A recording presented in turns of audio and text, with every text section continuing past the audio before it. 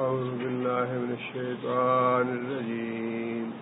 بسم الله الرحمن الرحيم.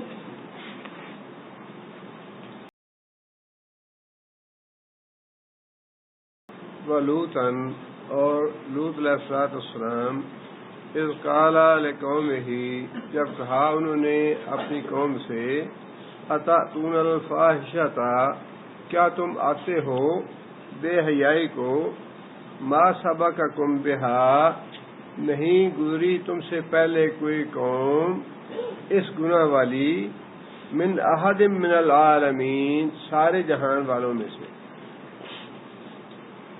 اس سے پہلے 3 انبیاء کے واقعات اللہ تعالیٰ نے بیان فرمائے ہیں اور چوتھا واقعہ حضرت لوط علیہ السلام کا ہے. لوط علیہ السلام کا علاقہ جو ہے یہ اردن کا شرق حصہ ہے اور خاص بستیاں تھیں 5 جن کا مرکز صدوم کی بستی تھی. جو جہاں پہ وہ بستی تھی اس وقت وہاں پہ وہ عذاب آنے کی وجہ سے سمندر ہے جس کو بحیرہ مردار کہا جاتا ہے یا بحیرہ لوط کہا جاتا ہے اور کہا جاتا ہے کہ سمندر کا وہ پانی یا وہ جگہ جو ہے وہاں اب بھی کوئی زندہ چیز پانی کے اندر نہیں رہ سکتی. اب اللہ تعالیٰ نے لوط علیہ السلام کا واقعہ بیان فرمایا لیکن لوط علیہ السلام کا واقعہ بیان فرمانے میں وہ پہلے والی ترتیب نہیں ہے جو پہلے انبیاء کے بارے میں تھی. جس طرح اللہ نے فرمایا کہ جب قوم سمود کی طرف گئے صالح علیہ السلام تو سب سے پہلی بات جا کے کیا کہی؟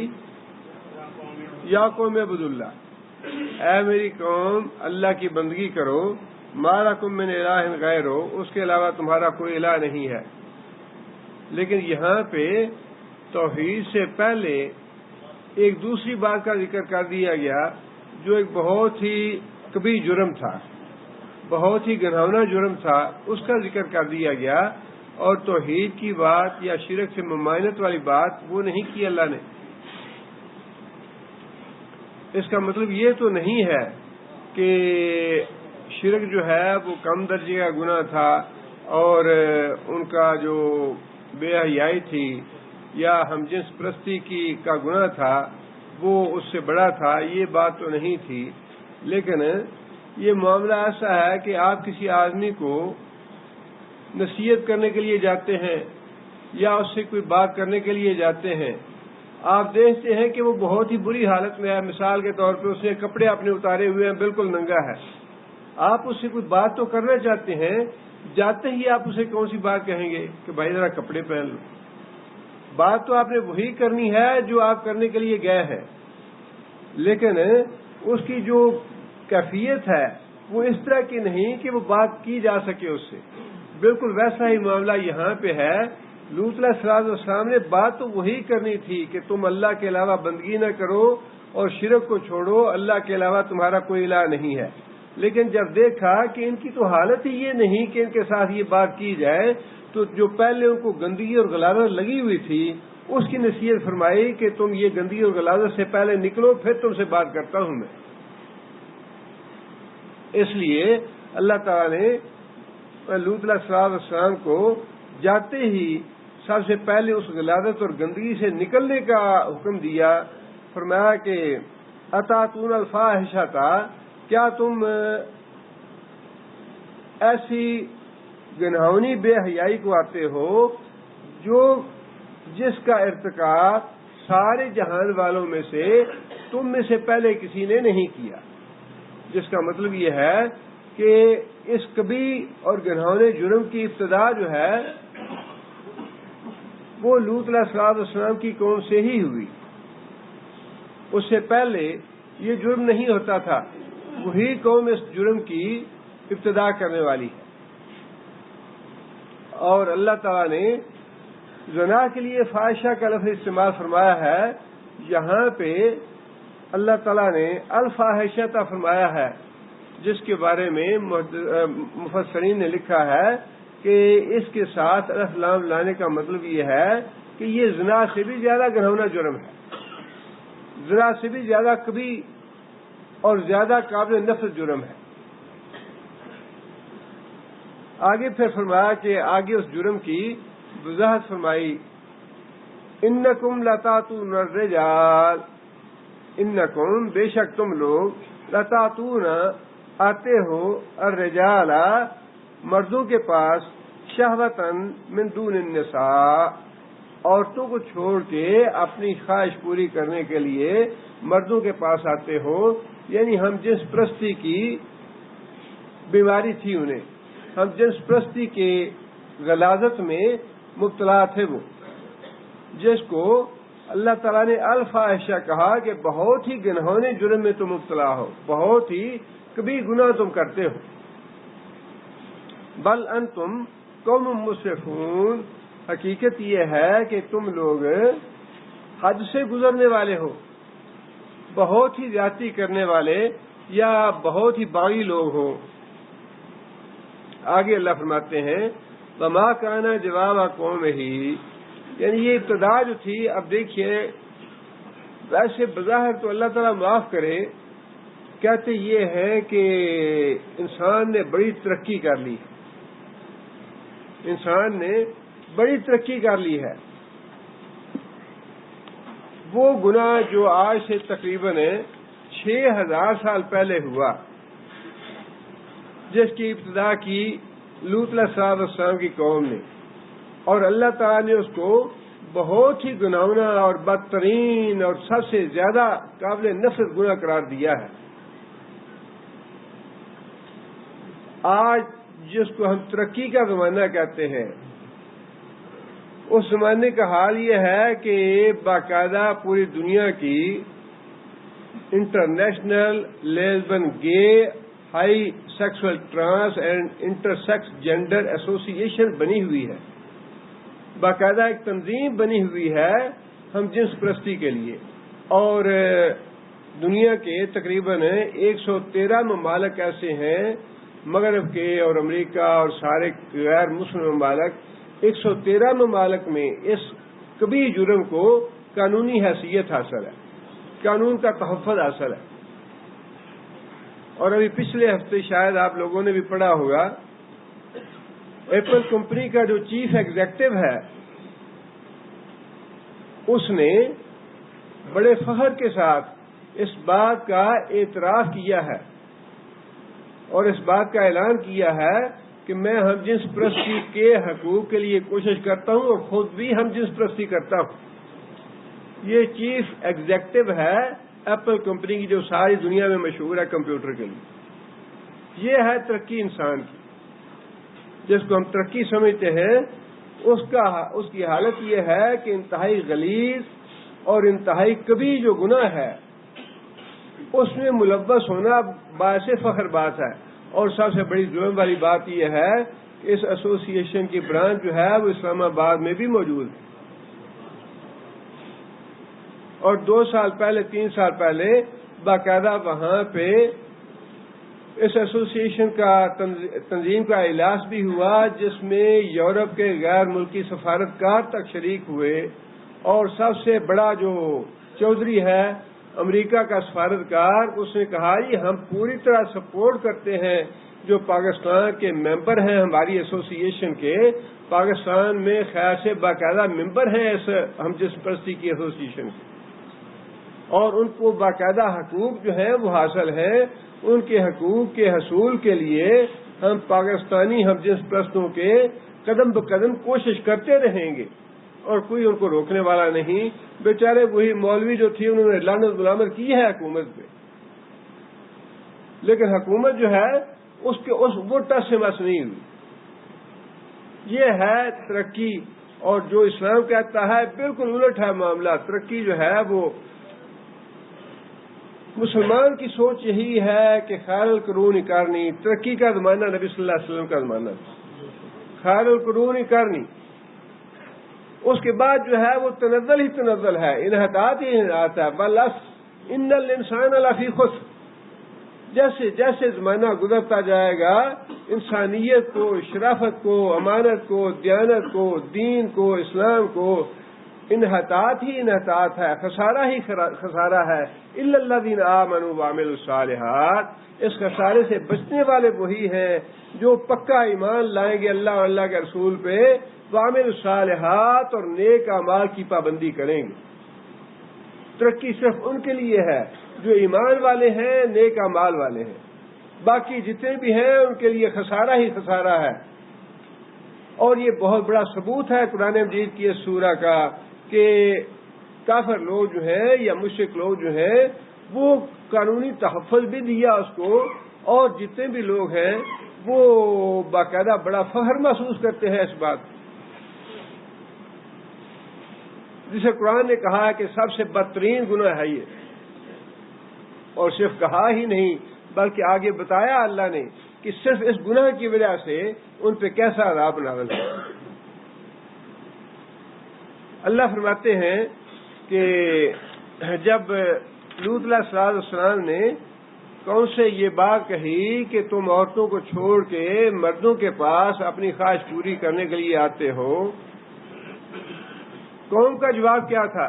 ویسے اللہ تعالیٰ نے چونکہ واقعات بیان کیے ہیں نا ضرورت کے تحت، جتنی ضرورت ہوتی ہے اتنا واقعہ بیان کیا جاتا ہے، لیکن اس کا مطلب نہیں کہ یہ نہیں ہے کہ جس دن حضرت لوط علیہ السلام نے آ کے نصیحت کی، آگے بات کی، فوراً اسی وقت جواب دے دیا گیا۔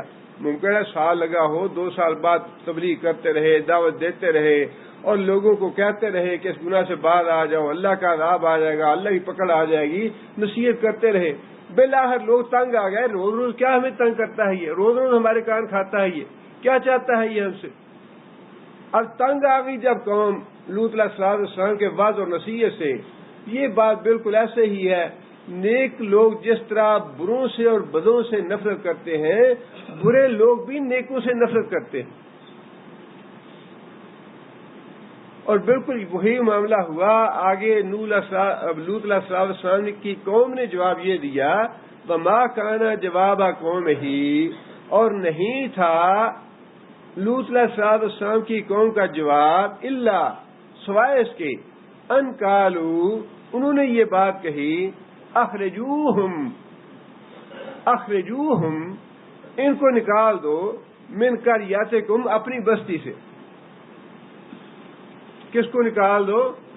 یہ جو وعظ و نصیحت کرتا ہے ہمیں کہ ہم جنس پرستی حرام ہے، گناہ ہے، اور اگر نہیں باز آؤ گے تو اللہ کا عذاب آئے گا، اللہ کی پکڑ آئے گی، یہ جو روز روز ہمیں نصیحتیں کرتا ہے، ہمیں واز کرتا ہے، اس کا علاج اس کے علاوہ کوئی نہیں ہے کہ خود اس کو نکال دو بستی سے، تاکہ 2-4 آدمی جو نیک پرہیزگار اپنے آپ کو سمجھتے ہیں یہ نکلے یہاں سے، اور باقی جو گند ہے وہ سارا اکٹھا یہیں رہنا چاہیے اس بستی میں۔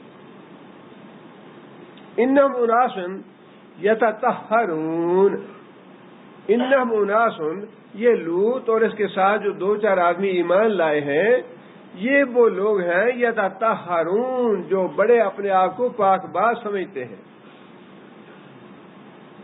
مجرم جو ہے یہ ان کا وتیرہ ہر زمانے میں رہتا ہے، جی یہ بڑے مولوی بڑے ہیں، یہ ٹھیکیدار بڑے نے اسلام دے، یہ بڑے پرہیزگار نے، یہ تانا دیا جاتا ہے نیک لوگوں کو، یا جو نیکی کی بات کرنا چاہتا ہے یا واعظ و نصیحت کرتا ہے، یہی تانا لوط علیہ السلام کو دیا گیا کہ لوط اور اس کے ساتھی جو 2-4 ہیں جو ایمان لائے ہیں اس پہ، یہ اپنے آپ کو بڑا پاک باز اور بڑا صاف ستھرا اور بڑا متقی اور پرہیزگار کہتے ہیں، انہیں نکالو یہاں سے، تاکہ یہ روز روز کی چل اور کخ جو ہے یہ ختم ہو جائے، ہماری بھی جان چھوٹے اور یہ بھی نکلے یہاں سے۔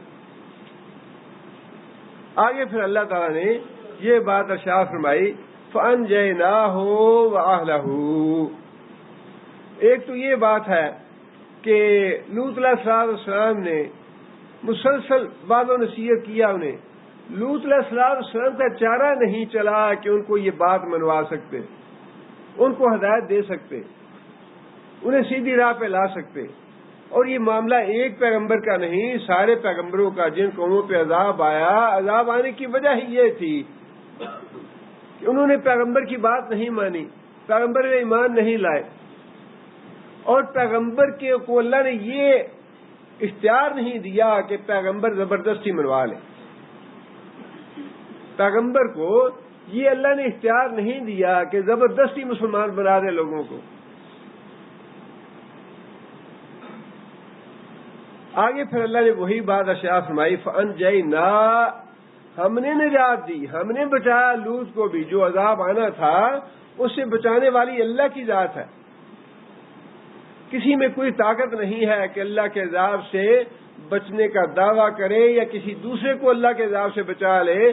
اور یہی وہ بات تھی جو رسول اللہ صلی اللہ علیہ وسلم نے بھی اپنے خاندان والوں سے کہی، فلاں قبیلہ فلاں قبیلہ فلاں قبیلہ، حتیٰ کہ اپنی بیٹی کو کہ فاطمہ تم بھی، اور اپنی پھپھی کو کہ پھپھی تم بھی.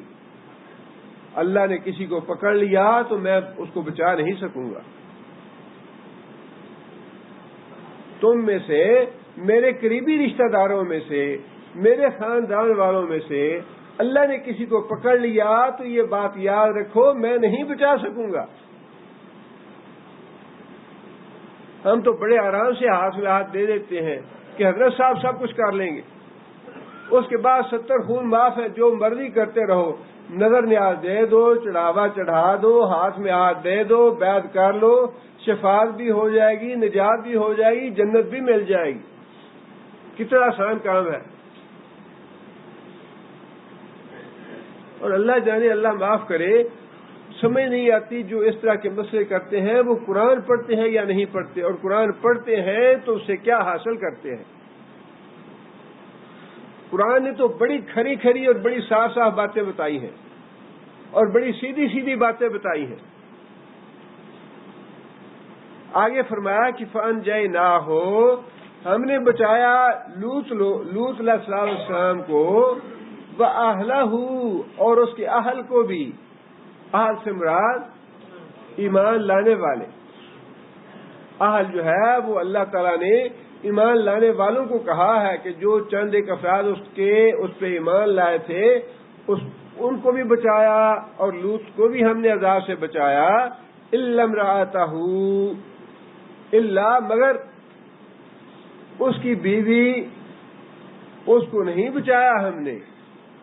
کانت من الغابرین، وہ بھی پیچھے رہ جانے والوں میں، عذاب آنے والوں جن پہ آنا تھا، جو پکڑے جانے والے تھے وہ بھی ان میں شامل تھی، وہ بھی ان میں شامل تھی. ایک بات تو یہ کہ اگر پیغمبر کی بیوی بھی ایمان نہیں لائی تو اللہ کا قانون اس کے لیے بھی ویسا ہی ہے جیسا کسی دوسرے کے لیے. اللہ کے قانون میں استثناء نہیں ہے، فرق نہیں ہے کہ سادات خاندان کے لیے قانون اور طرح کا ہو اور غیر سادات کے لیے قانون اور طرح کا ہو. بیوی اگر ایمان نہیں لائی تو فرمایا کہ بیوی کے لیے بھی حکم یہی ہے کہ جو عذاب دوسروں پہ آنا ہے وہی عذاب اس پہ بھی آئے گا. وہ بیوی لوط علیہ السلام کی ہو یا نوح علیہ السلام کی بیوی ہو. کانتا تحت عبدین من عبادنا صالحین، ہمارے 2 نیک بندوں کے نکاح میں تھیں عورتیں. فخانتاہما، انہوں نے اپنے شوہروں پہ خیانت کی کہ ایمان نہیں لائی ان پہ. قیل ادخلوا النار مع الداخلین، لہذا ان کو بھی حکم دے دیا گیا کہ جہنم میں جانے والوں کے ساتھ تم بھی جہنم میں جاؤ گی، بچا نہیں ہے تمہارا بھی. اور نبی صلی اللہ علیہ وسلم نے بھی یہی بات ارشاد فرمائی کہ میرے خاندان کے ہو کہ جو ابو طالب پہ اتنا زور لگا رہے تھے نبی صلی اللہ علیہ وسلم، وہ زور کیوں لگا رہے تھے؟ وہ زور اسی لیے لگا رہے تھے کہ چاچا ہونے کی وجہ سے چھوٹ نہیں ہوگی. چاچا ہے تو ہوتا رہے، چاچے تو اور بھی بڑے تھے، لیکن جنت میں وہی جائے گا جو ایمان لایا تھا. وہ حمزہ تھے یا عباس تھے، جو ایمان لایا چچا وہ جائے گا جنت میں ایمان کی وجہ سے، رشتہ داری کی وجہ سے نہیں جائے گا. رشتہ داری کی وجہ سے جانے والے ہوتے تو نبی صلی اللہ علیہ وسلم کو ابو طالب کی اتنی فکر نہ ہوتی.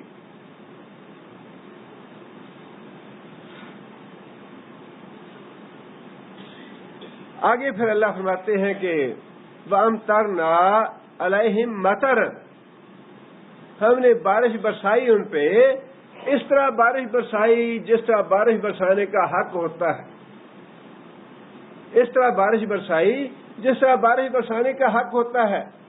مطلب یہ ہے عذاب اس طرح کا آیا کہ ان بدکار لوگوں میں سے ایک جان بھی باقی نہیں بچی، ایک آدمی باقی نہیں بچا، صرف وہ آدمی بچے جو پیغمبر پہ ایمان لائے اور پیغمبر کی اطاعت اور فرما برداری اختیار کر لی، صرف وہی بچے۔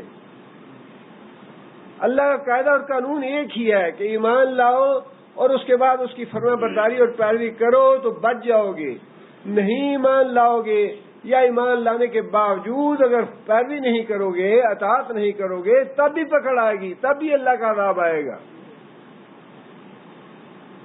قانون ایک ہی ہے۔ ہم اپنے آپ کو دھوکہ دیں، کسی فریب میں رکھیں تو وہ ہمارا گناہ ہے۔ قرآن نے ساری باتیں واضح کر دی ہیں، اللہ کے رسول نے ساری باتیں بتا دی ہیں۔ اللہ فرماتے ہیں کہ ہم نے بارش اس طرح برسائی ان پہ جس طرح بارش برسانے کا حق ہوتا ہے۔ فانظر کیف کان عاقبۃ المجرمین۔ فانظر، مخاطب کون ہے؟ سب سے پہلے مخاطب تو قریش مکہ تھے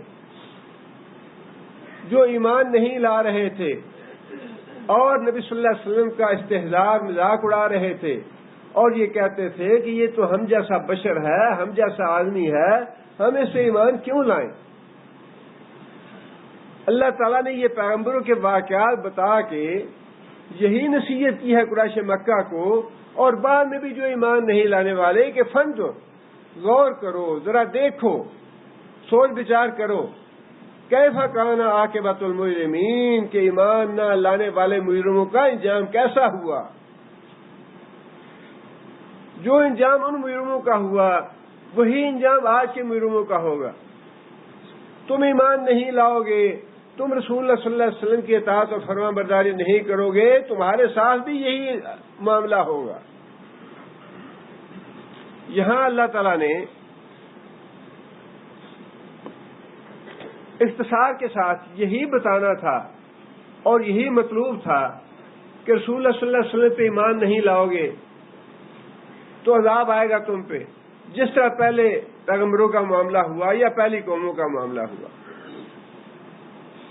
سورہ ہود میں اللہ تعالیٰ نے تھوڑی تفصیل کے ساتھ یہی باتیں ارشاد فرمائی ہیں۔ اللہ تعالیٰ فرماتے ہیں وَلَمَّا جَاءَتْ رُسُلُنَا، سورہ ہود میں 77 نمبر آیت ہے، وَلَمَّا جَاءَتْ رُسُلُنَا، جب ہمارے رسول، ہمارے بھیجے ہوئے فرستادہ فرشتے لوط علیہ السلام کے پاس پہنچے، سیّ بہم، پریشان ہو گیا لوط علیہ السلام انہیں دیکھ کے، وَذَاقَ بِهِمْ ذَرًا، اور اپنے دل میں تنگی محسوس کی، بے قراری محسوس کی اپنے دل میں۔ کس بات پہ بے قراری محسوس کی، کیوں پریشانی محسوس کی؟ اس لیے کہ فرشتے جو تھے خوبصورت لڑکوں کی شکل میں آئے تھے اور لوط علیہ السلام کو اپنی قوم کی بدکاری کا اور قوم کی خباثت کا علم تھا۔ پریشان اس وجہ سے ہو گیا کہ یہ خوبصورت لڑکے ہیں اور قوم بھاگی آئے گی اور میری بےزتی ہو جائے گی، میری بےزتی ہوگی، میرے مہمانوں کی بےزتی ہوگی۔ اس وجہ سے اللہ فرماتے ہیں ہمارے ہاں تو علم غیب ہر ایک کو ہے نا، بلیوں اور کتوں کو بھی علم غیب دیا ہوا ہے ہم نے۔ وہاں تو پیغمبر کے بارے میں اللہ یہ فرماتے ہیں کہ پیغمبر گھبرا گیا، پیغمبر پریشان ہو گیا، پیغمبر کو بھی یہ پتہ نہیں چلا کہ یہ آنے والے کون ہیں۔ سیّ بہم، پریشان ہو گیا ان سے، وَذَاقَ بِهِمْ ذَرًا، اور اپنے دل میں بے قرار ہو گیا، بے چین ہو گیا، تنگی محسوس کرنے لگا۔ وَقَالَ، اور کہنے لگے لوط علیہ السلام، هَذَا يَوْمٌ عَصِيبٌ، هَذَا يَوْمٌ عَصِيبٌ، آج تو بڑا مشکل والا دن آ گیا میرے اوپر، بڑی مصیبت کا دن آ گیا میرے اوپر۔ آپ انداز لگائیں کہ ہم تو کہتے ہیں نہیں کہ اللہ نے تصرف دیتا ہے بزرگوں کو.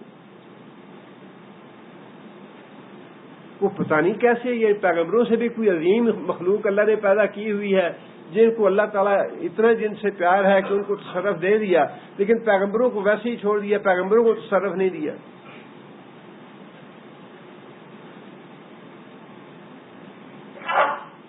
آگے اللہ فرماتے ہیں وَجَاءَهُ قَوْمُهُ، وہی بات ہوئی جس کا ڈر تھا لوط علیہ السلام کو.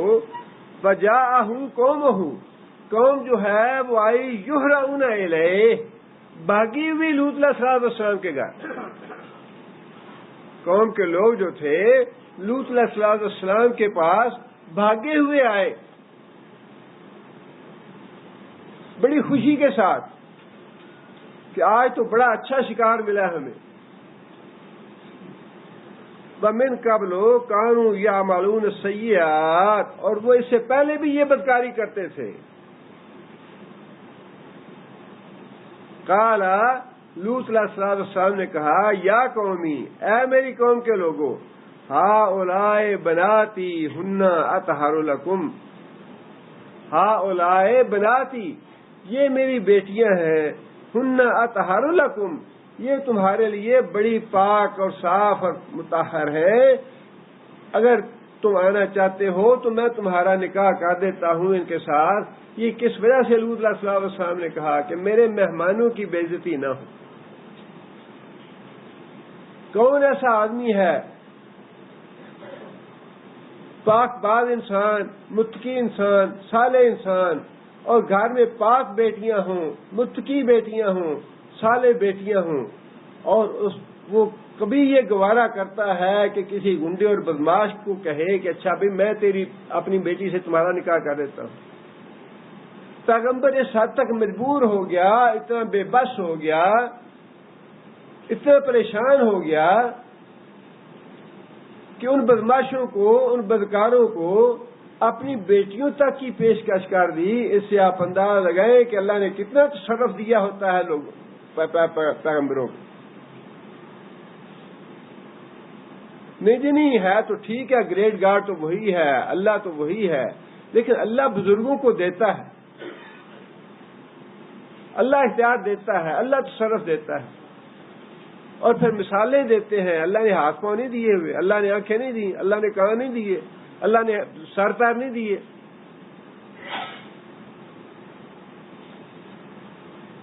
دنیا کی دلیلوں سے اور دنیا کے ان باتوں سے اسلام جو ہے یہ سچ ثابت نہیں ہوتا. دنیا کی باتیں اپنی جگہ پہ، دنیا کی مثالیں اپنی جگہ پہ، اللہ کا اپنا نظام ہے. اللہ نے اس نظام کو سمجھنے کے لیے قرآن بھیجا ہے.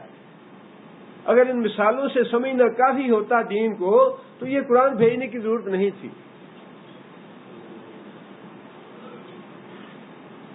پیغمبر بے بس ہو گیا، پیغمبر پریشان ہو گیا، پیغمبر بے قرار ہو گیا، حتیٰ کہ اس کی زبان سے یہاں تک بات نکل گئی کہ اگر تم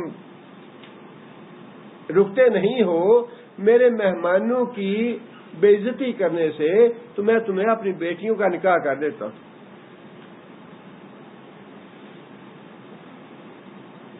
فاتقوا اللہ، اللہ سے ڈر جاؤ. ولا تخزونی فی ضیفی، ولا تخزونی فی ضیفی، اور میرے مہمانوں کے معاملے میں مجھے رسوا نہ کرو. کہاں گیا تصرف؟ ایسی ایسی عجیب و غریب باتیں لکھی ہوئی ہیں کرامتیں بنا کے کہ انسان پریشان ہو جاتا ہے. کہ حضرت صاحب سفر پہ جا رہے تھے، راستے میں نماز کا وقت آ گیا اور مسجد میں داخل ہوئے. حضرت صاحب خود ہی جو امام کا مصلی تھا وہاں جا کے کھڑے ہو گئے. بعد میں امام صاحب آئے تو انہوں نے ہٹا دیا پیر صاحب کو کہ ہٹو میری جگہ سے، میرا مصلی ہے یہ. جو حضرت صاحب تھے انہیں بڑی تکلیف ہوئی کہ میں تو اتنا بڑا ابدال اور اتنا بڑا کتب ہوں اور مجھے ہٹا دیا اسے مصلی سے، مجھے کیوں ہٹایا اتنا؟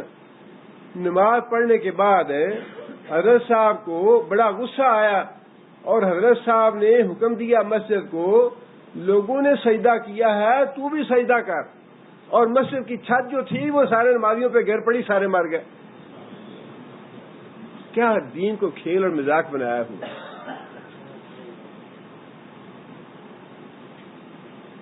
ایک طرف اللہ نے اپنے انبیاء کی یہ باتیں لکھی ہیں کہ انبیاء کو میں نے تصرف نہیں دیا۔ نبی کہتا ہے میرے اوپر بڑا مصیبت کا دن آ گیا، میرے پاس مہمان آ گئے ہیں، میرے مہمانوں کی بے عزتی کریں گے یہ، اور اپنی بیٹیوں کی پیشکش کر دی، لیکن یہ نہیں کر سکے کہ ان کو مار دیں یا ان کے اوپر چھت گرا دیں یا ان کو فالج ہو جائے یا اندھے ہو جائے۔ یہ پیغمبر کو اللہ نے تصرف نہیں دیا۔ لیکن ہمارے ہاں چھوٹے بڑے حضرت صاحب، پیر صاحب، ان کی کرامتیں ہی یہی اسی طرح کی ہیں۔ فلاں کو مار دیا، فلاں کو زندہ کر دیا، فلاں کو کافر بنا دیا، فلاں کو ابدال بنا دیا، فلاں کو کتب بنا دیا۔ بالکل ایسے کھیل و تماشا بنا ہوا ہے جیسے جو مرضی جس کے ہاتھ میں جو مرضی آتا ہے لکھ دیتا ہے۔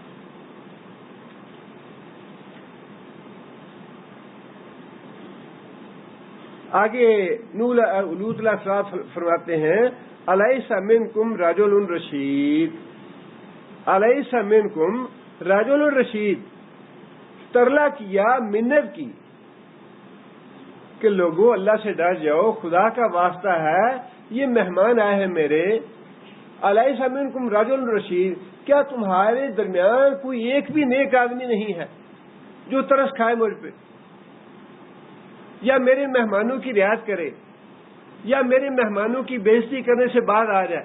کوئی بھی نیک آدمی نہیں ہے ساری بستی میں۔ کتنی بے بسی ٹپک رہی ہے نبی کے بیانات سے اور اس کی باتوں سے جو قرآن نے بتائی ہے ہمیں۔ قالوا، اب آگے دیکھیے قوم کیا کہتی ہے، لقد علمت، اے لوط تو یہ جانتا ہے، لقد علمت ما لنا فی بناتک من حق، تیری بیٹیوں سے ہمیں کوئی سروکار نہیں، وَإِنَّكَ لَتَعْلَمُ، اور تو خوب جانتا ہے، ما نرید، جو ہم کرنا چاہتے ہیں وہ بدکاری کا کام، تمہیں پتا ہے ہم کیا کرنا چاہتے ہیں، بیٹیوں سے ہمیں کوئی سروکار نہیں ہے، ہمارا سروکار تو تمہارے ان مہمانوں سے ہے جن کی وجہ سے تم پریشان ہو گیا۔ کالا، پھر لوط علیہ السلام کی بات اللہ نے ارشاد فرمائی ہے، مطلب اس سے زیادہ شاید مردوں کو بھی یہ قرآن پڑھ کے سنایا جائے تو مردوں کو بھی ہدایت مل جائے۔ قرآن کی باتیں اتنی صاف ہیں، اتنی واضح ہیں اور اتنی بین ہیں کہ شاید مردوں کو سنایا جائے تو مردے بھی باتیں سمجھ جائیں کہ حق کیا ہے اور باطل کیا ہے۔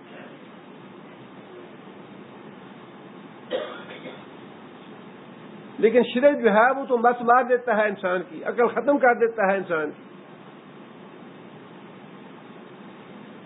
لوط علیہ السلام نے کہا لو ان لی بکم قوتن، لو ان لی بکم قوتن، اے کاش تمہارے مقابلے میں مجھے تھوڑی قوت حاصل ہوتی، میرے پاس کوئی طاقت ہوتی، حکومت کی طاقت ہوتی، یا میں چودھری ہوتا اس بستی کا، یا میرے پاس مال دولت کی قوت حاصل ہوتی، او آوی الی رکن شدید، یا پھر میں کسی مضبوط سہارے کی مدد حاصل کر لیتا۔ اب کتنا بے بس نظر آ رہا ہے لوط علیہ السلام اپنی باتوں کی وجہ سے، میرے پاس طاقت نہیں ہے، میرے پاس قوت نہیں ہے، میں بالکل بے بس ہوں، اور میرے یہ مہمان آ گئے ہیں، مہمانوں کی بے عزتی کرنے سے میں ان کو روک نہیں سکتا، کتنا میں بے بس ہوں، کاش میرے پاس کوئی طاقت ہوتی، کاش میرے پاس کوئی باڈی گارڈ ہوتے، کاش میرے پاس کوئی پولیس ہوتی، کاش میرے پاس کوئی ڈنڈا یا فرشتہ ہوتا تو میں ان بدبختوں کو بھگا مارتا یہاں سے۔ میرے پاس کوئی طاقت نہیں ہے، میرے پاس قوت نہیں ہے، کاش کہیں سے مجھے کوئی مضبوط سہارا مل جاتا جس سہارے کو حاصل کر کے میں ان بدبختوں سے نجات حاصل کر لیتا، ان بدبختوں کے نیت سے اپنے مہمانوں کو بچا لیتا۔ قرآن مجید کی تو ایک ایک آیت میں اور ایک ایک لفظ میں سبق ہے توحید کا، کہ میں نے پیغمبروں کو بھی کچھ نہیں دیا، تو صرف میرے پاس ہے، اختیار میرے پاس ہے۔ پیغمبروں کو تو دیکھیں نا، سیدھی سی بات ہے، کائنات تو بہت بڑی بات ہے، آسمان بنائے اللہ نے، زمین بنائی اللہ نے، اور پھر جن کو ہم کہتے ہیں جی ان کو تصرف دیا، ان کو پیدا اللہ نے کیا، ان کو اللہ نے پیدا کیا۔ سوال یہ ہے کہ اللہ اکیلے اتنی بڑی کائنات بنا کے، اکیلے اتنا بڑا آسمان اور زمین بنا کے، اکیلے یہ سورج اور ستارے اور چاند بنا کے اپنی مخلوق کو تصرف کیوں دے؟ 10 مرلے زمین ہوتی ہے، ایک آدمی نے خریدی ہوئی، اس 10 مرلے سے 1 انچ بھی زمین کوئی قبضہ کرے تو مر جاتا ہے، 1 انچ زمین پہ قبضہ نہیں کرنے دیتا۔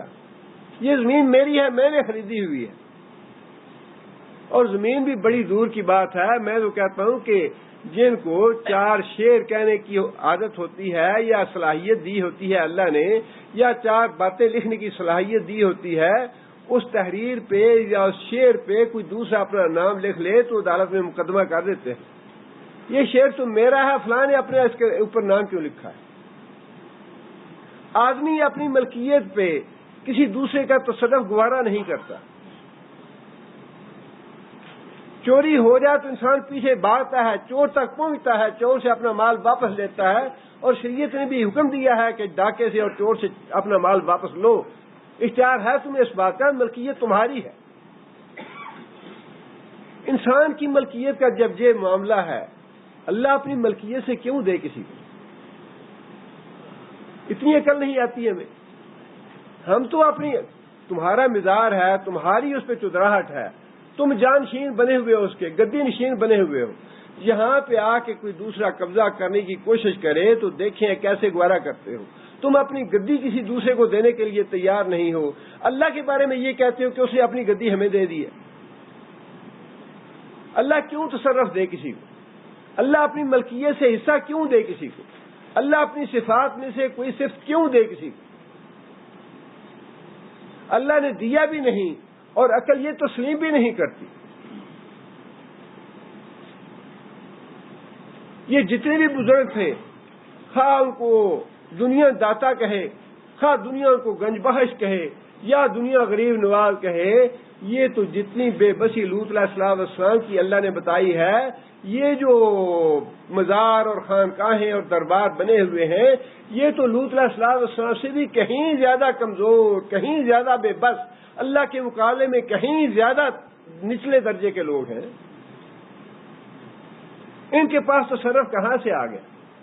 ان کے پاس اختیار کہاں سے آ گیا؟ اور پھر کہتے ہیں جی یہ بزرگوں کی گستاخی کرتے ہیں۔ الزام الٹا ہمارے اوپر ہوتا ہے، یہ بزرگوں کو مانتے نہیں۔ بھئی تم پیغمبروں کو نہ مانو تو پیغمبروں کی گستاخی نہیں ہوتی ہے، تم قرآن کو نہ مانو تو قرآن کی گستاخی نہیں ہے، رسول اکرم صلی اللہ علیہ وسلم کی باتوں کو تم تسلیم نہ کرو تو رسول اللہ صلی اللہ علیہ وسلم کی گستاخی نہیں ہے۔ اور اگر ہم قرآن کی بات کریں، انبیاء کی بات کریں، رسول اللہ صلی اللہ علیہ وسلم کی بات کریں تو فوراً زد پڑتی ہے تمہارے بزرگوں پہ، اور فوراً یہ فتویٰ دے دیتے ہو کہ بزرگوں کو نہیں مانتے، بزرگوں کی گستاخی کرتے ہیں۔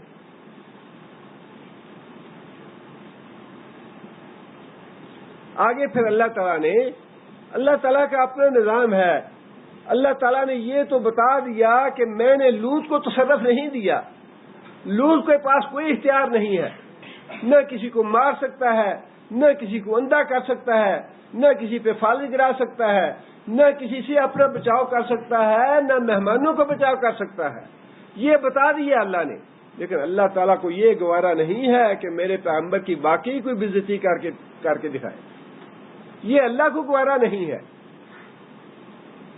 پیغمبر بے قرار ہوا، پیغمبر پریشان ہوا، پیغمبر نے بے بسی کا اظہار کیا، لیکن اللہ کو یہ گوارا نہیں ہے، یہ بے بسی اور بے کسی اللہ کو مطلوب تھی کہ لوگوں کو بتا دو کہ میں بھی تمہاری طرح بے بس ہوں، تمہارے جیسا آدمی ہوں، میں بھی بے قرار ہوتا ہوں، میں بھی پریشان ہوتا ہوں، میں بھی مجبور ہو جاتا ہوں۔ لیکن اللہ تعالیٰ اپنے پیغمبروں کو یا اپنے نیک بندوں کو بے سہارا چھوڑتا نہیں ہے۔ ساتھ ہی اللہ تعالیٰ نے یہ بات ارشاد فرما دی کہ فرشتوں نے یہ کہا، قالو فرشتوں نے کہا، یا لوط اے لوط انا رسول ربک، اے لوط ہم تیرے رب کے فرشتے ہیں، لن یصلوا الیک، ہماری بات تو دوسری ہے، ہماری بات تو بعد کی ہے، لن یصلوا الیک، یہ تجھ کو بھی ہاتھ نہیں لگا سکتے، فکر مند ہونے کی ضرورت نہیں ہے، پریشان ہونے کی ضرورت نہیں ہے، تم مضطرب نہ ہونا ہمارے معاملے میں، اس لیے کہ ہم اللہ کے فرشتے ہیں، اور یہ فکر نہ کرو کہ یہ ہمیں ہاتھ لگائیں گے، ہماری تو دوسری بات ہے، یہ تمہیں بھی ہاتھ نہیں لگا سکتے، لن یصلوا الیک، تم تک بھی نہیں پہنچ سکتے یہ، فَأَسْرِ بِأَهْلِكَ بِقِطْعٍ مِّنَ اللَّيْلِ، اب اللہ کا امر آ گیا ہے، اللہ کا فیصلہ لے کے آئے ہیں ہم، اور اس سے پہلے بات بڑی عجیب و غریب اللہ تعالیٰ نے ارشاد فرمائی، جب فرشتے آئے تو پہلے ابراہیم علیہ السلام کے پاس آئے، آ کے خوشخبری دی بیٹے کی، جب ابراہیم علیہ السلام بات سن چکے اور بات مکمل ہو گئی تو پوچھا کہ بھائی آپ لوگوں کا اور کیا مقصد ہے؟ اللہ فرماتے ہیں کہ جب ابراہیم علیہ السلام کی گھبراہٹ دور ہوئی، گھبراہٹ ان کو بھی یہ تھی کہ یہ کون لوگ ہیں، میں نے دعوت کی ہے، دعوت کھا نہیں رہی ہے، گھبرا گئے، بعد میں فرشتوں نے بتایا کہ ہم اللہ کے فرشتے ہیں، آپ کے لیے خوشخبری لے کے آئے ہیں بیٹے کی۔ اللہ فرماتے ہیں کہ جب بیٹے ابراہیم علیہ السلام کی گھبراہٹ دور ہوئی تو فرشتوں نے بتایا کہ ہم قوم لوط پہ عذاب کا حکم لے کے آئے ہیں، قوم لوط پہ عذاب کا حکم لے کے آئے ہیں اللہ کی طرف سے۔ اللہ فرماتے ہیں یجادلونا فی قوم لوط، ابراہیم علیہ السلام نے یجادلونا جھگڑا شروع کر دیا، کس کے ساتھ؟ کس کے ساتھ؟ عذاب تو فرشتے لے کے آئے تھے، عذاب تو فرشتے لے کے آئے تھے، جھگڑا اللہ سے کیوں کیا؟ معاملہ اللہ کے ہاتھ میں آیا۔ اگلے دن ایک دوست بتا رہے تھے جی میرے ابا جی ناراض ہو گئے نے، کیلانی صاحب کہتے ہیں کہ اتھارٹی صرف اللہ ہے، اتھارٹی پیغمبر نہیں ہے۔ ابا جی ناراض ہو گئے، درس پہ نہیں آتے کہ اقبال صاحب نے یہ کہا ہے اتھارٹی اللہ ہے، اتھارٹی پیغمبر نہیں۔ اگر اتھارٹی پیغمبر ہوتا تو ابراہیم کہتا کہ فرشتوں میں تمہیں آرڈر کرتا ہوں کہ یہ عذاب روک دو۔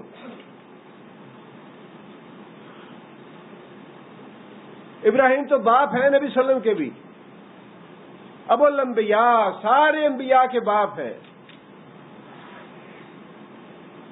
فرشتوں کو خود آرڈر دے دیتے کہ نہیں اس عذاب کی ضرورت نہیں ہے، میں یہاں موجود ہوں، عذاب نہیں دینا ہے اس قوم کو۔ اللہ فرماتے ہیں یجادلونا، ہم سے جھگڑا کرنے لگا، یا اللہ معاف کر دے، یا اللہ تھوڑی مہلت دے دے اس قوم کو، یا اللہ تو رحم فرما اس قوم پہ، یا اللہ بھی عذاب ٹال دے تھوڑی دیر کے لیے۔ یجادلونا جھگڑا کرنے لگا فی قوم لوط، لوط کی قوم کے بارے میں۔ لوط علیہ السلام بھتیجے بھی تھے، پیغمبر بھی تھے، بھتیجے بھی تھے، دوہرا تعلق تھا، اللہ سے جھگڑا کیا۔ اللہ فرماتے ہیں یا ابراہیم اعرض عن ھذا، ابراہیم اب چھوڑ دے اس بات کو۔ اللہ تعالیٰ نے یہ ہے اتھارٹی، بات مت کرو اب، اعرض عن ھذا، یہ اتھارٹی نہیں تو کیا ہے؟ ایک طرف ابراہیم علیہ السلام ہیں، وہ ترلے منتیں کر رہے ہیں، ہاتھ باندھ رہے ہیں کہ یا اللہ تجھے تیری ذات کا واسطہ، رحم کر دے ان پہ، مہلت دے دے ان کو، یا اللہ تھوڑا سا اور وقت دے دے ان کو۔ یجادلونا، ہمارے ساتھ جھگڑا کرنے لگا ابراہیم۔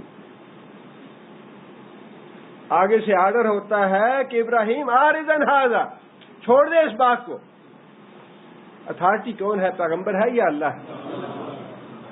اتنی بات سمجھ نہیں آتی ہمیں۔ اگر پیغمبر ہوتا، اتنی بھی اتھارٹی ہوتی پیغمبر کے پاس، تو یا اللہ ٹھیک ہے، الہ تو ہی ہے، اللہ تو ہی ہے، لیکن تو نے جو مجھے اختیار دیا ہے اس اختیار کی وجہ سے میں عذاب روکنا چاہتا ہوں۔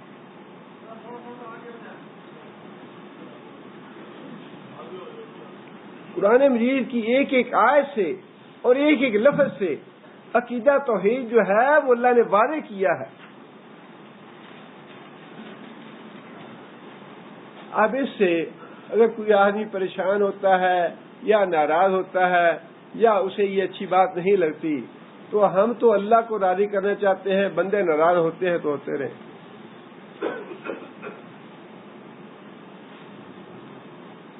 حضرت عمر رضی اللہ تعالیٰ عنہ کے سامنے کسی صحابی نے آ کے حضرت عمر رضی اللہ تعالیٰ عنہ کی بات پہ، کسی کام پہ اعتراض کیا کہ امیر المومنین آپ اگر یہ کام یوں نہ کرتے تو لوگ خوش ہو جاتے۔ امیر المومنین کہنے لگے کہ میں نے لوگوں کو خوش کرنے کے لیے یہ کام نہیں کیا، میں نے اللہ کو راضی کرنے کے لیے کام کیا ہے، لوگ ناراض ہوتے ہیں تو ہو جائے۔ اللہ کی توحید جو ہے بیان وہی کرنی ہے، اور وہ بیان کرنی ہے جو اللہ نے قرآن میں بتائی ہے، جس کے ایک ایک لفظ سے مفہوم واضح ہوتا ہے۔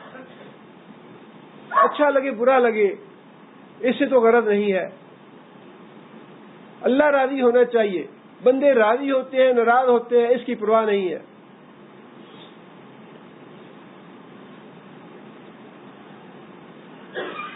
اللہ فرماتے ہیں کہ ہم نے ابراہیم کو کہہ دیا عارضاً ھذا، کہ چھوڑ دے اس بات کو ابراہیم، انہو قد جاء امر ربک، تیرے رب کا واضح حکم آ چکا ہے، اب اللہ کا یہ حکم بدلے گا نہیں۔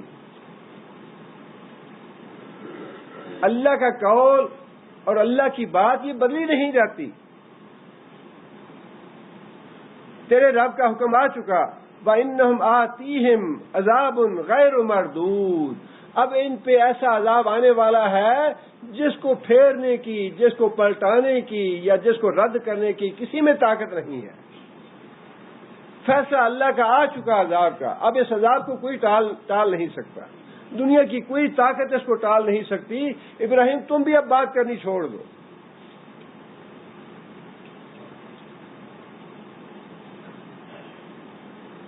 اللہ فرماتے ہیں کہ فرشتوں نے لوط علیہ السلام کو یہ بات بتا دی، فَأَسْرِ بِأَهْلِكَ بِقِطْعٍ مِّنَ اللَّيْلِ، رات کا جب ایک حصہ گزر جائے تو اپنے اہل و عیال کو لے کے اس بستی سے نکل جانا، آئے رات عذاب آنے والا ہے اس بستی پہ۔ رات کا جب ایک ٹکڑا گزر جائے، ایک حصہ رات کا گزر جائے تو اپنے اہل کو لے کے نکل جانا اس بستی سے۔ بلا یلتفت منکم احد، اور جو نکلے ایمان والے انہیں یہ نصیحت کر دو، انہیں یہ بات بتا دو کہ جاتے ہوئے ان لوگوں کی چیخو پکار سن کے واپس کوئی نہ اپنا چہرہ کرے، واپس پلٹ کے نہ دیکھے ان کی طرف کہ کیا حال ہو رہا ہے ان کا، کس طرح کا عذاب آیا ہے ان پہ، کس طرح کی پکڑ آئی ہے ان پہ، اس کو واپس پلٹ کے کوئی نہ دیکھے، سیدھے منہ چلتے جائیں، نکل جائیں اس بستی سے۔ انہو، آگے فرمایا کہ الا امرأتک، ہاں تیری بیوی جو ہے اس کے بارے میں بھی حکم یہ ہے، انہو مصیبھا ما اصابہم، جو عذاب قوم پہ آئے گا وہ عذاب تیری بیوی پہ بھی آئے گا، لہذا اس کے بارے میں بھی فکر مند نہ ہونا، اس کو بھی ساتھ لے کے نہیں جانا۔ ان موعدہم الصبح، ان کے عذاب آنے کا وقت جو ہے وہ فجر کا وقت ہے، صبح کا وقت، صبح کے وقت عذاب آئے گا ان پہ، اس سے پہلے پہلے اپنے ساتھیوں کو لے کے اس بستی سے نکل جانا۔ الیس الصبح بقریب، اور صبح جو ہے اس میں اب دیر نہیں ہے، صبح تو پہنچی ہی پہنچی، لہذا فوراً لے کے نکلو اپنے ساتھیوں کو۔ آگے اللہ فرماتے ہیں فلما جاء امرنا، جب ہمارا عذاب آیا اس قوم پہ، جعلنا عالیہا سافلہا، عالیہ اونچی جگہ اور سافلہا نیچی جگہ ہم نے ان کا اونچا حصہ جو تھا اس کو نیچے کر دیا اور نچلے حصے کو اونچا کر دیا. کیا مطلب ہے اس کا؟ جبرائیل علیہ السلام نے پوری جو 5 بستیاں تھیں جن کی طرف لوط علیہ السلام کو بھیجا گیا، ان 5 بستیوں کو زمین سے، جس طرح 10 پودے کو گملے میں لگانے کے لیے زمین سے اکھیڑ کے مٹی سمیت گملے میں رکھا جاتا ہے، اس طرح جبرائیل علیہ السلام نے ساری بستیوں کو زمین سمیت اکھاڑ کے اوپر لے گیا آسمانوں کی طرف، اور جو اوپر کا حصہ تھا اس کو نیچے کر دیا، نچلے حصے کو اوپر کر دیا. اس طرح کا عذاب آیا ان پہ، اور اس کے بعد فرمایا وَأَمْطَرْنَا، اور ہم نے ان پہ بارش برسائی. پہلے یہ کیا کہ بستیوں کو اکھاڑا، بستیوں کو اکھاڑ کے اوپر لے گئے اور ان کو متفقات، بستیاں پلٹائی گئی، بستیاں پلٹا دیا گیا انہیں. اور اس کے بعد فرمایا کہ وَأَمْطَرْنَا عَلَيْهَا حِجَارَةً مِّن سِجِّيلٍ مَّنضُودٍ، مسلسل پے بپے ہم نے پتھروں کی، پکی ہوئی مٹی کے پتھروں کی بارش برسا دی ان کو. تباہی اس طرح بھی ہوئی، زمین کو اکھاڑ کے اس کو پلٹا دیا گیا، زمین پہ پٹک دیا گیا، اس طرح کا عذاب بھی دیا گیا.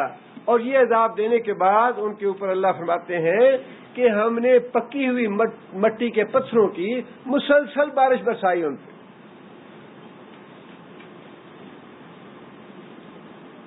یہاں تو اللہ تعالیٰ نے صرف اتنا فرمایا کہ وَأَمْطَرْنَا عَلَيْهِمْ مَطَرًا، کہ ہم نے بارش برسائی جس طرح بارش برسانے کا حق تھا. اور وہاں اس کی مزید وضاحت فرما دی کہ بستیوں کو الٹ دیا گیا، اور الٹنے کے بعد پتھروں کی بارش ان کے اوپر برسا دی گئی. مُصَوَّمَةً عِندَ رَبِّكَ، مُصَوَّمَةً عِندَ رَبِّكَ، ہر پتھر جو ہے اس کے اوپر نام لکھا ہوا تھا. کس کا نام لکھا ہوا تھا؟ ہر مجرم کا نام لکھا ہوا تھا کہ فلاں جو پتھر ہے اسے فلاں مجرم کی جان لینی ہے. یہ ہے اللہ کی قدرت. ایک ایک پتھر جو برستا تھا، اس ایک ایک پتھر اللہ کے حکم سے برس رہا تھا. ایک ایک پتھر اللہ کے علم میں تھا کہ یہ پتھر جو ہے اس کو فلاں کافر کو جا کے لگنا ہے. اللہ نے نامزد کی یہ پتھر کہ اے پتھر تو نے فلاں کافر کی جان لینی ہے، اے پتھر تو نے فلاں کافر کی جان لینی ہے. مُصَوَّمَةً عِندَ رَبِّكَ. جو اتنی قدرتوں والا رب ہے، اس رب کو ابدال اور کتب بنانے کی ضرورت کیا ہے؟ وہ کیوں بنائے کتب اور ابدال اپنی مدد کے لیے؟ اس کو دوسروں کی مدد لینے کی ضرورت کیا ہے کہ تم 4 دنیا کے کونوں کو سنبھالو، اور تم فلاں ملک کو سنبھالو، تم فلاں ملک کا انتظام کرو، تم فلاں ملک کو جا کے دیکھو، تم بارش برسایا کرنا، تم روزی دیا کرنا، تم اولاد دیا کرنا. ان مددگاروں کی اللہ کو کیا ضرورت ہے؟ ان مددگاروں میں سے ہے کوئی جو بارش کے قطرے گن کے بتا سکتا ہو؟ 1 سیکنڈ کی بارش جو ہے اس کے قطرے گن کے کوئی حضرت صاحب نہیں بتا سکتے. اللہ فرماتا ہے کہ جو بارش کے قطرے ہیں میں ان قطروں کو بھی گنتا ہوں. کوئی ہے ان لوگوں میں سے ایک درخت کے ایک دن میں جو پتے گرتے ہوں وہ پتوں کو جانتا ہو، 1 مہینے میں جو گرتے ہوں ان کو جانتا ہو، 6 مہینے میں جو گرتے ہوں ان کو جانتا ہو، 1 سال میں جو گرتے ہوں وہ ان کو جانتا ہو. اللہ کہتے ہیں کہ میں ایک ایک درخت، پوری دنیا کے درختوں سے جو بھی پتا گرتا ہے وہ میرے علم میں ہوتا ہے. پوری دنیا کے درخت جو ہیں، اور ایک ایک درخت پہ ارب پتے ہوتے ہیں. ایک درخت کے پتے کوئی نہیں گن سکتا ہم میں سے. ایسی قدرتوں والے رب کو ان کمزور لوگوں کی، ان داتاؤں کی، ان گنج بخشوں کی، ان غریب نوازوں کی، ان مشکل کشاؤں کی اور ان حاجت رواؤں کی کیا ضرورت ہے؟ کیا وہ محتاج ہے ان کا؟ اللہ فرماتے ہیں کہ ہم نے ایک ایک پتھر کو نامزد کیا، اور پھر یہ مجال نہیں ہے کہ اللہ تعالیٰ نے ایک پتھر کو نامزد کیا ہو الف کے لیے اور وہ پتھر جا کے بے کو لگ جائے. یہ ممکن نہیں ہے. جو پتھر الف کے لیے نامزد ہوا ہے الف کو جا کے لگے گا، جو جیم کے لیے نامزد ہوا ہے وہ جیم کو جا کے لگے گا لا یضل ربی ولا ینسا، وہ رب ایسا ہے نہ بھول چوک ہوتی ہے، نہ بھولتا بھی نہیں ہے، چوکتا بھی نہیں ہے۔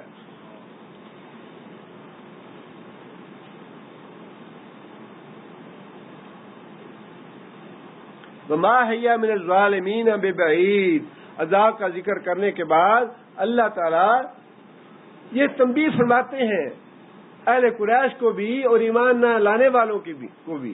یہ جتنے بھی انبیاء کے واقعات بیان فرمائے اللہ تعالیٰ نے، ان سب کا علاقہ، شام کا علاقہ، اردن کا علاقہ اور فلسطین کا علاقہ، یہ عراق کا علاقہ، یہی جو علاقہ تھا ان انبیاء کے یہی علاقے تھے۔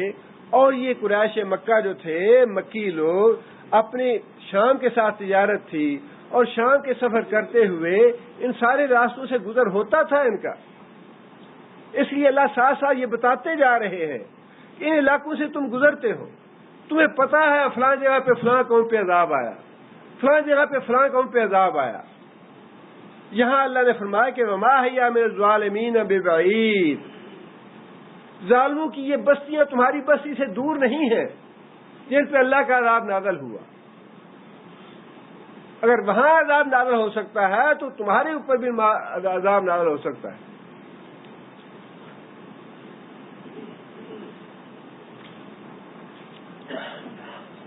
لوط علیہ السلام کے بعد اگلی قوم تھی شعیب علیہ السلام کی، جس کا علاقہ مدین کا علاقہ تھا، اور یہ علاقہ بھی حجاز سے شام جاتے ہوئے راستے میں پڑتا تھا۔ اس کے بارے میں بھی اللہ تعالیٰ نے یہ بات ارشاد فرمائی وَإِلَىٰ مَدْيَنَ أَخَاهُمْ شُعَيْبًا، مدین کی طرف ہم نے ان کے بھائی شعیب کو بھیجا علیہ السلام۔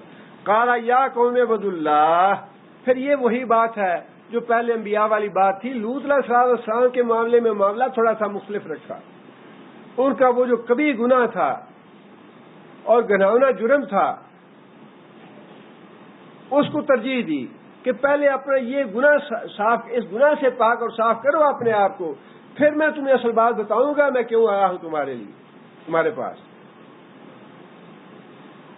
شعیب علیہ السلام کے بارے میں فرمایا کہ جب وہ اپنی قوم کے پاس گئے تو سب سے پہلے توحید سے دعوت شروع کی، اللہ کی بندگی کرو، ما لکم من الہ غیرہ، اس کے علاوہ کوئی معبود نہیں۔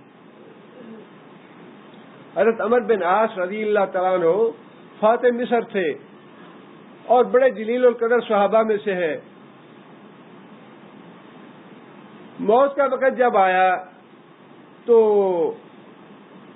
موت جو ہے نا، یہ تو انسان کے جوڑ توڑ سب کچھ توڑ کے رکھ دیتی ہے۔ جو کچھ بھی انسان کا ہوتا ہے نا، انبیاء کی بات اور صحابہ کا معاملہ تو اور ہے، لیکن عام انسانوں کی بات کر رہا ہوں۔ صحت کی حالت میں، جوانی کی حالت میں، جتنی بھی انسان کی عقل اور تکبر ہوتا ہے، سب کچھ موت جو ہے وہ انسان کو چور چور کر کے رکھ دیتی ہے۔ موت کا وقت آیا تو حضرت عمر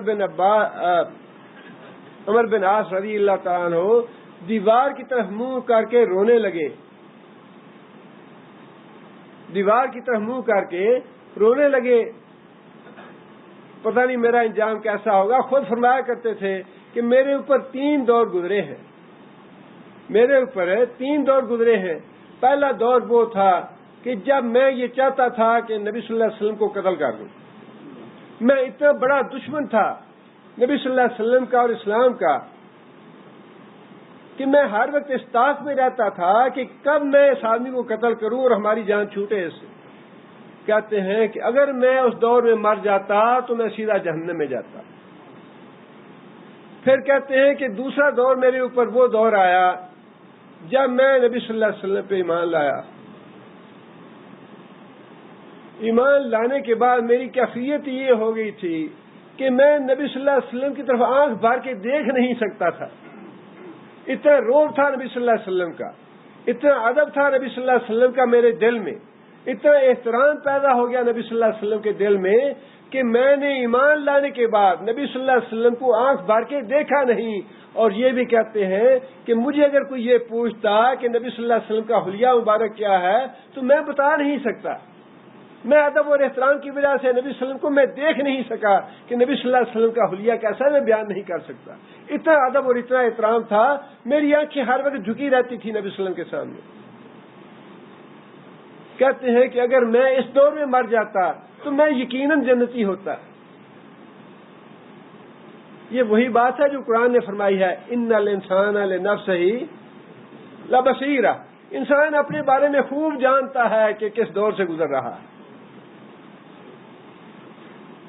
اور پھر کہنے لگے کہ تیسرا دور میرا یہ ہے جب نبی صلی اللہ علیہ وسلم رخصت ہو گئے دنیا سے.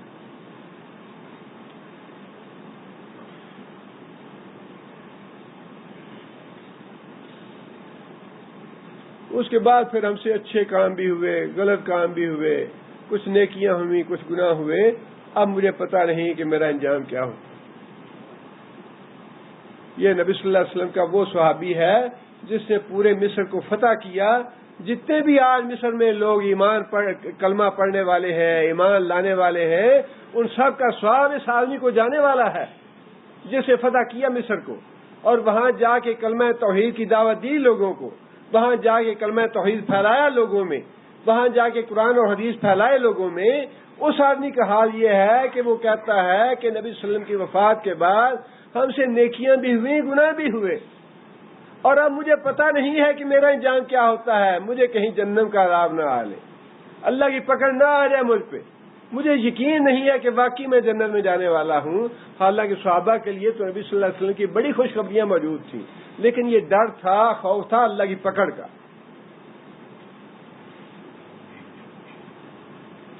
اور جب رونے لگے تو بیٹا آ گیا. بیٹے نے آ کے تسلی دینے کی کوشش کی. ابا جی آپ کیوں روتے ہیں؟ آپ نے دین کی بڑی خدمت کی ہے، نبی صلی اللہ علیہ وسلم کی صحبت حاصل ہے آپ کو، آپ نبی صلی اللہ علیہ وسلم کے صحابی ہیں، اور نبی صلی اللہ علیہ وسلم کے ساتھ آپ نے غزوات میں حصہ لیا ہے، دین کو پھیلایا ہے. آپ نے مصر کو فتح کیا، شام میں آپ نے جہادی کاروائیاں کی، فلاں جگہ آپ نے جہادی کام کیے. آپ کیوں روتے ہیں؟ حضرت عمر بن عاص کہنے لگے کہ بیٹا یہ باتیں تو تمہاری باقی سچی ہیں، ٹھیک ہے جو تم نے باتیں گروائی ہیں، لیکن ایک بات جو ان سب سے افضل ہے، ایک بات جو ان سب سے افضل ہے اس کا تو تم نے ذکر ہی نہیں کیا. سب نیکیوں میں سے افضل نیکی جو ہے اس کا تم نے ذکر ہی نہیں کیا. کون سی نیکی ہے وہ؟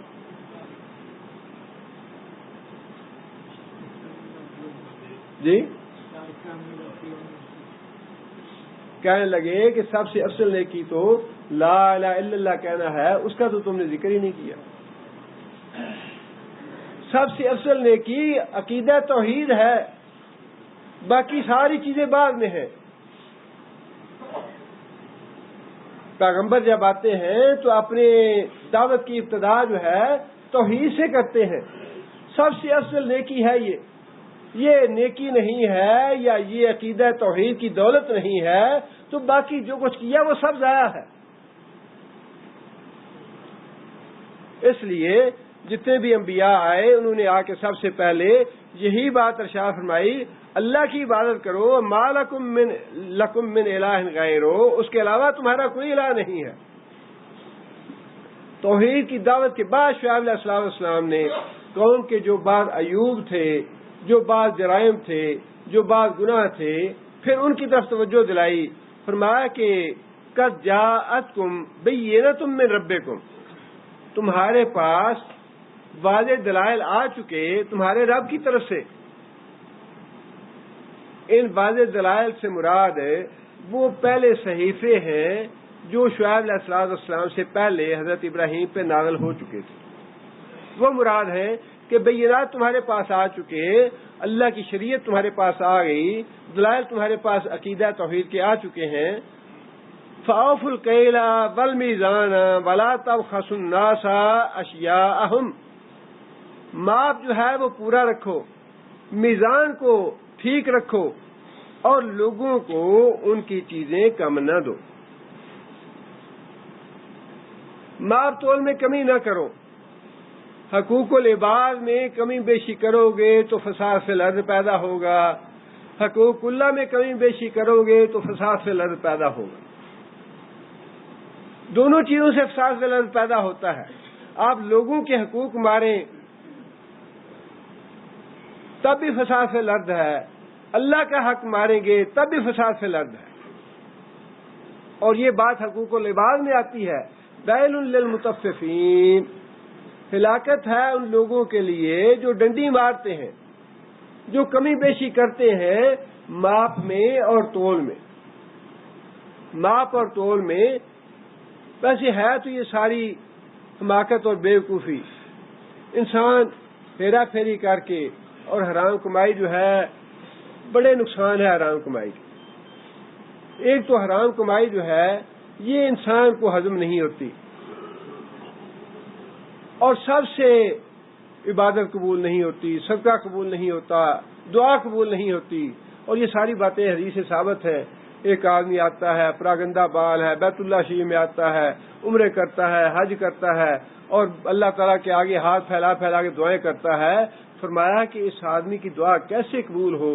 اس کا کھانا پینا حرام، اس کا پہننا حرام، اس کے معاملات باقی سارے حرام کے مال سے.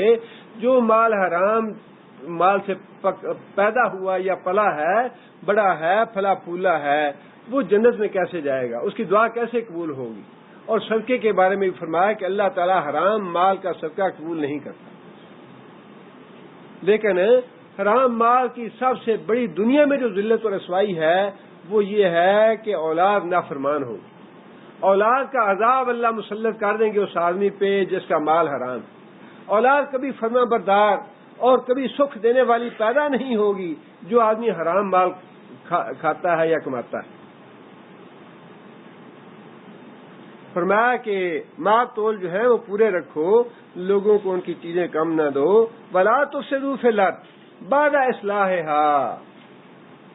جب ایک دفعہ پیغمبر آتا ہے تو اصلاح کی پوری کوشش کر دیتا ہے، اللہ کا پورا پیغام پہنچا دیتا ہے، حقوق العباد بھی بتاتا ہے، حقوق اللہ بھی بتاتا ہے، فساد فی الارض کو پوری طرح ختم کرنے کی کوشش کرتا ہے. اللہ فرماتے ہیں کہ جب ایک دفعہ اصلاح ہو جائے زمین میں، گندے لوگ جو ہیں ان کو تباہ اور ہلاک کر دیا جائے، ان کو برباد کر دیا جائے، اور باقی صرف پاک متقی نیک لوگ، اللہ کے فرما بردار لوگ اور نبی کو ماننے والے، نبی کی اطاعت کرنے والے لوگ باقی رہ جاتے ہیں، تو یہ مکمل اصلاح ہوگی دنیا کی. مجرم لوگوں سے پاک کر دیا گیا ایک دفعہ زمین کو، گناہ گاروں کو ہلاک کر دیا گیا، باقی صرف صالح اور متقی لوگ رہ گئے، تو گویا اصلاح کا عمل جو ہے وہ مکمل ہو گیا. اللہ فرماتے ہیں کہ جب اصلاح ہو جائے تو اصلاح ہونے کے بعد دوبارہ بگاڑ پیدا کرنے کی کوشش نہ کرو. اور بگاڑ یہی ہے کہ حقوق اللہ میں کمی بیشی کی جائے یا حقوق العباد میں کمی بیشی کی جائے. ذالکم خیر لکم ان کنتم مؤمنین. عقیدہ توحید اور اس کے بعد جو گناہ تم کر رہے ہو اس سے پاک صاف ہو جانا، اس گناہ کو ترک کر دینا، اسی میں تمہاری خیر اور بھلائی ہے. عقیدہ توحید پہ پکے رہو، عقیدہ توحید پہ اچھی طرح قائم رہو، اور اس کے بعد گناہوں کو ترک کرو. یہ طرز عمل جو ہے، اس طرح کی زندگی جو ہے، اسی میں خیر اور بھلائی ہے تمہاری. ان کنتم مومنین، اگر تم واقعی ایمان والے ہو. اللہ تعالیٰ سے دعا ہے کہ اللہ تعالیٰ ہمیں عمل کی توفیق بھی عطا فرمائے. یہ سارے معاملات ہیں تو قوموں کے اللہ تعالیٰ نے بتائے واقعات، اور اس سے قوموں کو سبق حاصل کرنا چاہیے، لیکن اس میں افراد کے لیے بھی سبق موجود ہے. اس لیے کہ اللہ تعالیٰ نے اصلاح کا طریقہ بتا دیا کہ جب عقیدہ توحید انسان میں آ جائے اور انسان اپنے اعمال کی اصلاح کر لے تو انشاءاللہ گھر میں خیر و برکت رہے گی. لیکن اگر عقیدے میں بگاڑ رہا اور اعمال میں بگاڑ رہا تو فساد فی الارض ہوگا، گھروں میں بھی ہوگا، معاشرے میں بھی ہوگا. اللہ تعالیٰ ہمیں محفوظ رکھے اس سے. سبحان اللہ.